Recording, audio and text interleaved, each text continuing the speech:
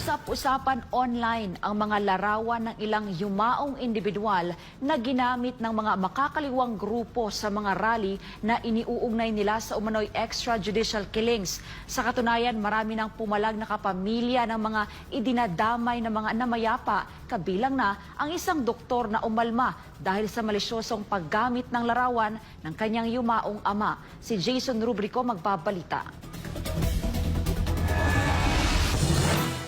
Mariing kinundena ni Dr. Lux Andutan ang aniyay pambabastos na tinanggap ng yumao niyang ama na si Dr. Winston Andutan na idinadawit bilang isa umanong biktima ng war on drugs. Binigyang diin niya na inaalay ng kanyang ama ang buhay nito sa paglilingkod sa mga pasyente at labis na pinangalagaan ang kanyang reputasyon. Kaya naman malinaw aniyang pambabastos ang paggamit sa yumaong doktor sa ganitong paraan, lalo't walang kinalaman ang pagkamatay nito sa EJK. Binigyang diin ni Dr. Andutan na walang kinalaman ang pagkamatay ni Dr. Winston sa iligal na droga, EJK at kay dating Pangulong Rodrigo Duterte. Aniya, hindi tamang gamitin ang imahe ng kanyang ama para sa mga personal na agenda. Uminit din online ang isang viral post kung saan makikitang hawak ng isang babae na kinilalang si Aling Sheila ang larawan ng isang yumaong individual na inuugnay din sa war on drugs. Pero maraming netizens ang nakapansin at pumalag sa larawan ng yumao online. Napag-alamang namatay ang individual nito lamang 2024 na nasa ilalim na ng Marcos Jr. administration. Taliwas sa pinalalabas ni Aling Sheila na biktima ito ng war on drugs noong panahon ni dating Pangulong Duterte. Nagsalita na rin ang isang funeral parlor na nagbigay ng serbisyo sa pamilya ng yumao matapos mag-viral ang kanilang post noong Hulyo 2024. Iginiit ng Hara Funeral Services na tama ang petsang nakasaad sa kanilang post na pumanaw si Ryan Barbacena noong June 2024 at naipost nila ito sa kanilang page noong July 2024. Mariin nilang pinabulaanan ang paratang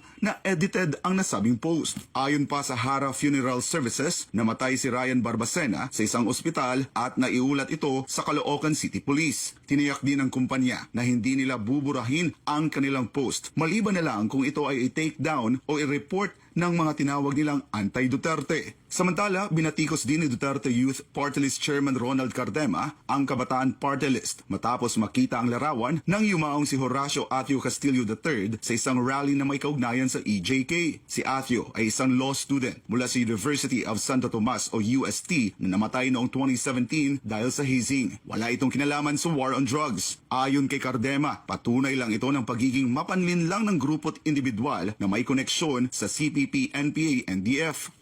Huwag kayong magpapaniwala dyan. Pag naniwala kayo dyan, sobrang bobo nyo na.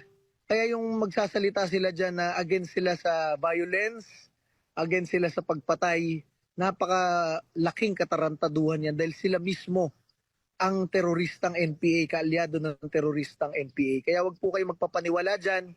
Matinding pambabatikos din ang inabot ng mga nabanggit na grupo mula sa netizens dahil sa paggamit ng mga litrato ng ilang yumaong individual para lang maisulong ang kanilang propaganda at interes. Habang patuloy na lumalalim ang usapan ukol sa paggamit ng mga imahe ng pumanaw na individual sa mga pampublikong protesta, hindi may kakailang maraming pamilyang nasasaktan at umaapela para sa mas maingat at makatotohanang representasyon ng kanilang mamahal sa buhay. Patuloy na lumalakas ang panawagan para sa pananagutan at katotohanan sa pagdalakay sa mga sensitibong issue. Isang hamon para sa lahat na maging mapanuri at responsable sa pagpapakalat ng impormasyon, lalo't napakaraming platforms ang pwedeng magamit para dito.